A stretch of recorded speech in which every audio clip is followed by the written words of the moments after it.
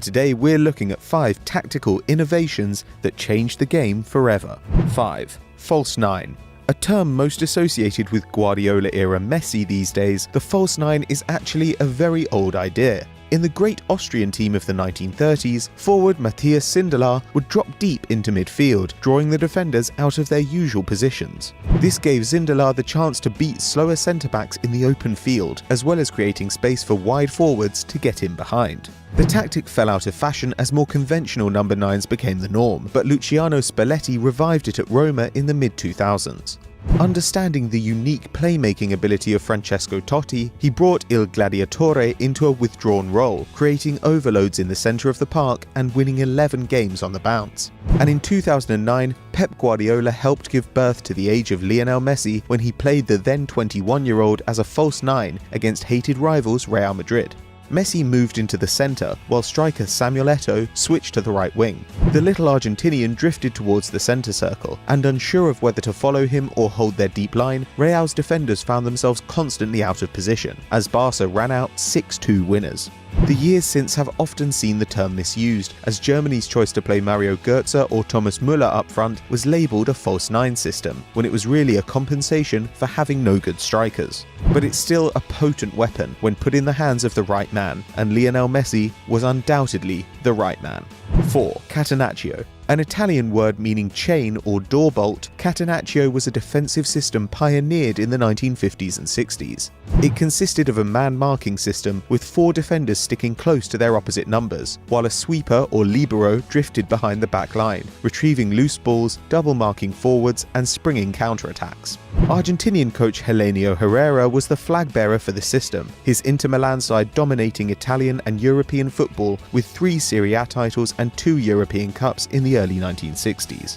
Herrera's tactics were often called anti-football, but the man himself insisted that Catenaccio had been cheapened by its imitators. Herrera's version actually made several positive innovations, with the modern attacking fullback an almost direct descendant of Inter's Giacinto Facchetti. The left-back was revered for his pace and aggressive runs upfield, and he became the highest scoring defender in a Serie A season when he netted 10 in 32 games in 1966, a record that stood for 35 years. Despite the many tactical fashions which have come and gone in Italy, the country's league and players have long been defined by the defensive style Herrera gave them. However, Catenaccio gradually died out as the best teams started to adopt zonal marking, preferring it to man-to-man.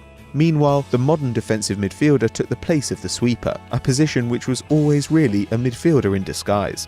And the beginning of the end can be pinpointed to the early 1970s, as Inter lost in the European Cup final and AC Milan were thumped 6-0 in the European Super Cup.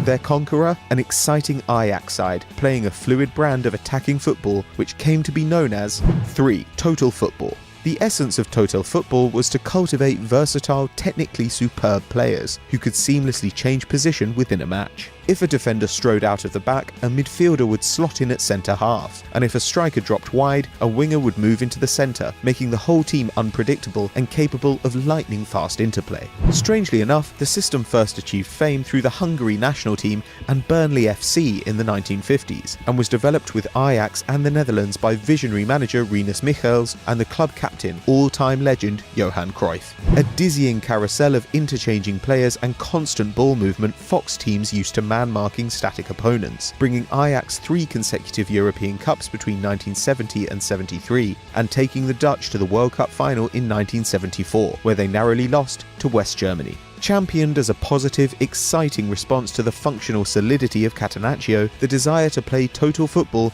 informed every level of Ajax's organisation, with young players coming through the club's academy learning every position in a 4-3-3. Cruyff became a coach after retirement and adapted some of the fluidity and aggression of Michels' teams to his own template, winning 4 Spanish titles in a row and the Champions League with Barcelona. Cruyff's Barca was nicknamed the Dream Team, as the Catalans swept all before them with their diamond midfield in a possession-heavy 3-4-3. And sitting at the base of that midfield was a young player called Pep Guardiola. 2. Tiki-taka. Like many new ideas, tiki-taka has gone from universal praise as the pinnacle of the beautiful game to an unfashionable and boring idea football would be better off without. Sometimes called passing for passing's sake, tiki-taka is based around quick short passes, with players continually moving to find space and create triangles, pulling defences around to find and exploit the tiniest gaps. The Spanish national team under Luis Aragonés and Vicente del Bosque was the spawning ground for tiki-taka, as a generation of incredibly talented but physically small midfielders used their superior technical ability and understanding of space to overcome stronger opponents. And Pep Guardiola took the system to its greatest extreme in his Barcelona team of 2008 to 2012. Lionel Messi was played deep, fullbacks pushed high, and defenders played out of the back, maximising the passing options for the twin geniuses of Xavi and Iniesta. Even the goalkeeper was another passer under Guardiola, often receiving the ball under pressure and discouraged from aimlessly kicking it long.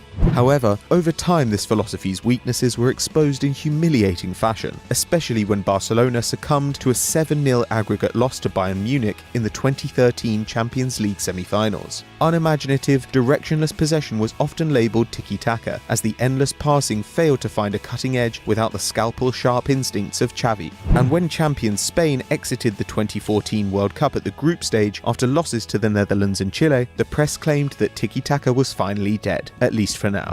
1. The press. Unlike the others on our list, pressing is not a complete game plan, but a tool that can be used in multiple systems.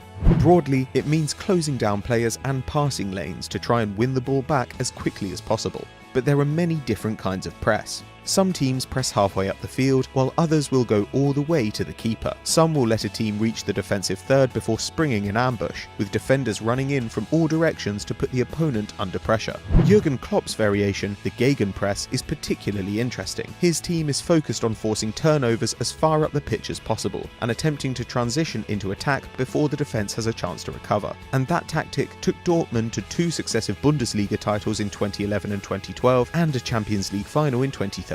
With Klopp calling the Gegenpress the best playmaker in the world.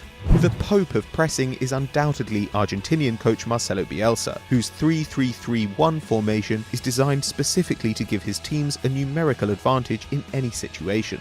His kamikaze high-energy style has inspired a generation of imitators, from Mauricio Pochettino, who played for him with the Argentina national team, to Jorge Sampaoli and Pep Guardiola.